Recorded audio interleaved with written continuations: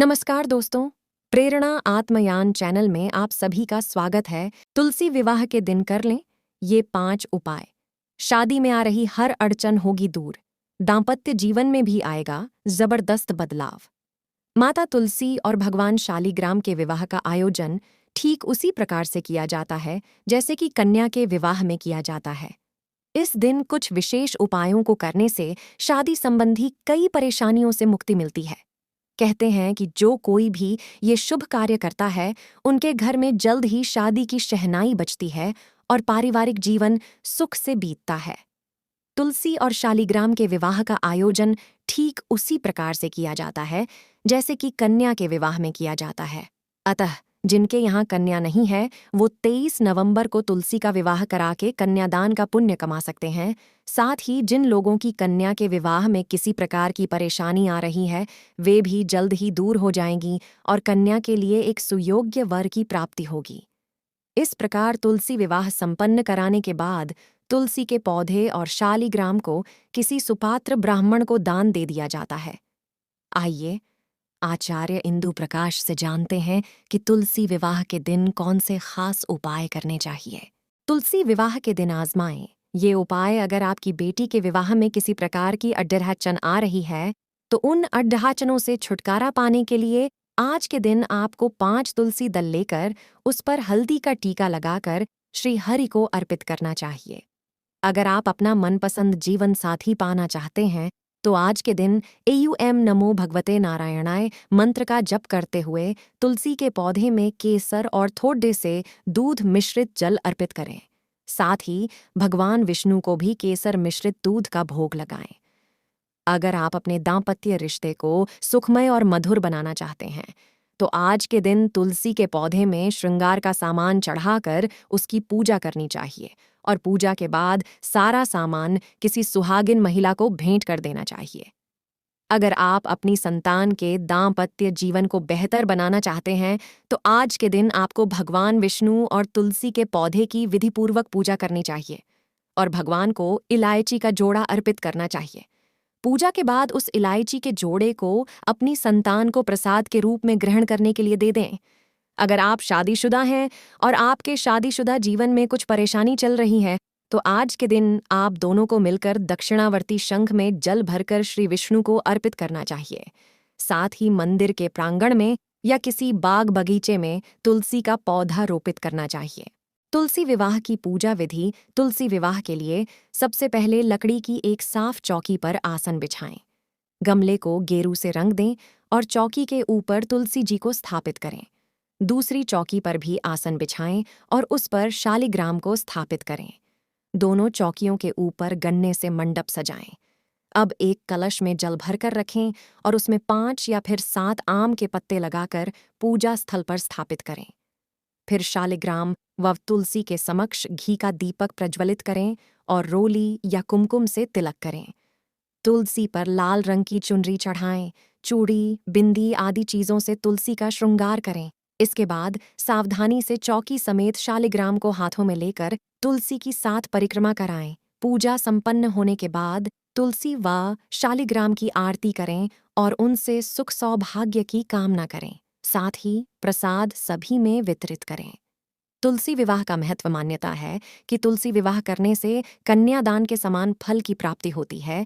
इसलिए यदि किसी व्यक्ति की कन्या न हो, तो उसे तुलसी विवाह करके कन्यादान का पुण्य जरूर कमाना चाहिए। जो व्यक्ति विधि विधान के साथ तुलसी विवाह संपन्न करता है, उसके मोक्ष प्राप्ति के द्वार खुल जाते हैं। साथ ही तुलसी और भगवान शालिग्राम का विधिवत पूजन करने से मनोकामनाएं पूर्ण होती हैं। इस दिन भगवान शालिग्राम और माता तुलसी के विवाह का भी प्रावधान है।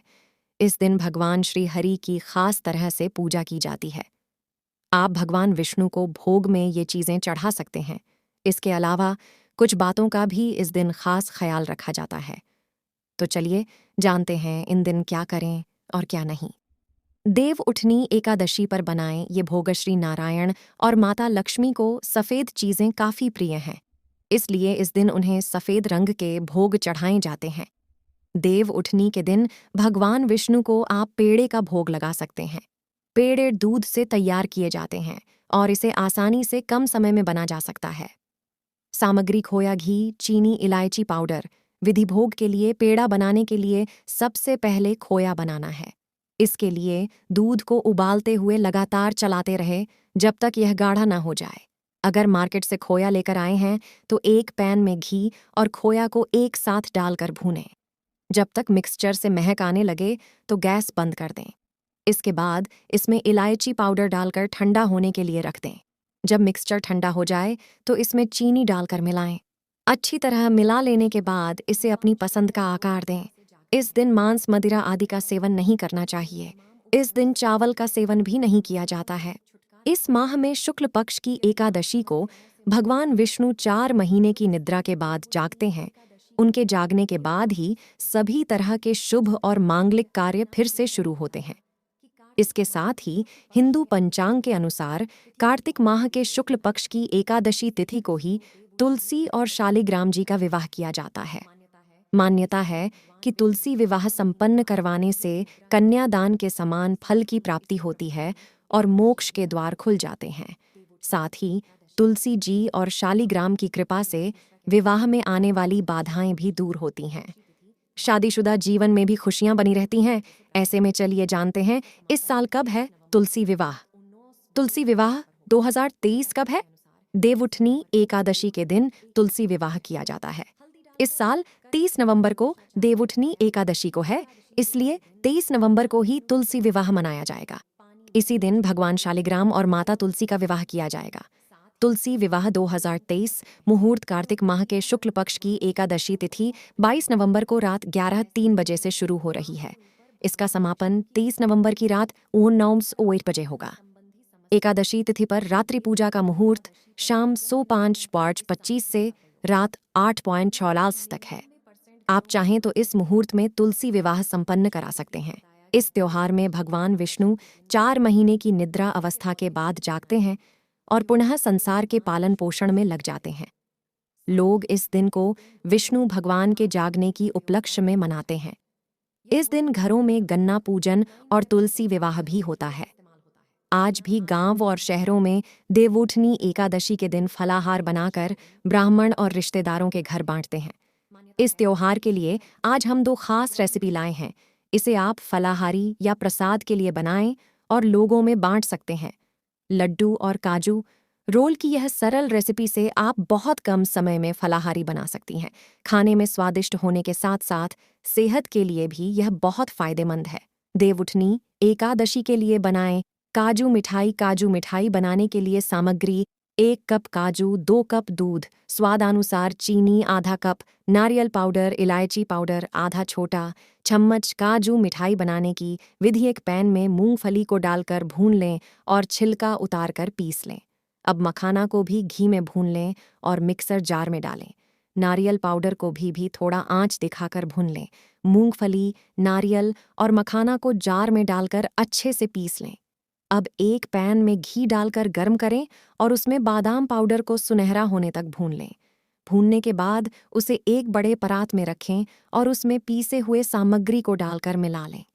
चीनी पाउडर और घी डालकर मिश्रण को मिक्स करें। सभी को मिलाने के बाद हाथ में थोड़ा थोड़ा मिश्रण लेकर गोल गोल लड्डू बनाएं और खाने के लिए सर्व करें। इस वीडियो को यहाँ समाप्त करते हैं, तो मिलते हैं एक नया वीडियो में। बहुत से लोग YouTube चैनल को सब्सक्राइब नहीं करते हैं, तो आप ऐसी गलती ना करें, YouTube चैनल को सब्सक्राइब करें। आप इस वीडियो को अपने दोस्तों के साथ शेयर ज़रूर करें। धन्यवाद दोस्तों, फिर मिलेंगे एक नवीन वीडियो में। वीडियो कैसा लगा ज़रूर बताइएगा। लाइक, शेयर, कमेंट, सब्सक्राइब कीजिए।